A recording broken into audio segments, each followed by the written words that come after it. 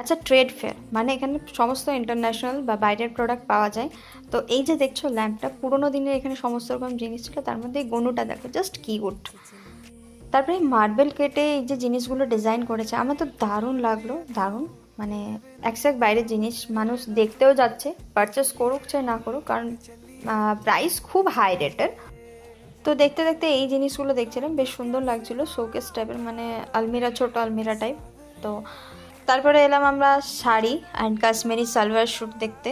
এই যে দেখো প্রত্যেকটা রেট, আর হ্যাঁ, এই কুশনগুলো আমার খুব পছন্দ হয়েছিল। আর এই গেমটা খুব ইন্টারেস্টিং, বাচ্চারা, এখনকার বাচ্চারা পাচ্ছে, আমরা পাইনি যদিও, বাট দারুণ। প্রত্যেকটা জিনিস আছে, মানে প্রত্যেকটা জিনিস, এই যে আর ইউনিক ইউনিক জিনিস আছে। এই যে দেখো ট্রেগুলো, দারুণ ট্রেগুলো। আর হ্যাঁ, একটু প্রাইস হাই রেঞ্জ, তবে এরা হলো ইন্টারেস্টিং টপিক। এই যে ড্রাই ফ্রুট সেলার, কলকাতায় এনারা খুব ভাইরাল হয়ে গেছিলো, বাট এখানে সেরকম অতটা হয়নি। এসব তো দেখা হলো, এবার যাওয়া যাক ব্যাগের দিকে। ব্যাগ এক সে এক, মানে আমি দুটো না তিনটে স্টোর দেখলাম ব্যাগের, আমার দারুণ লাগলো প্রত্যেকটা, প্রাইসটাও কিন্তু খুব দারুণ আছে। আর প্রত্যেকটা ব্যাগ কিন্তু লেদারের ওনারা বলছেন, বাট জানি না বাকি।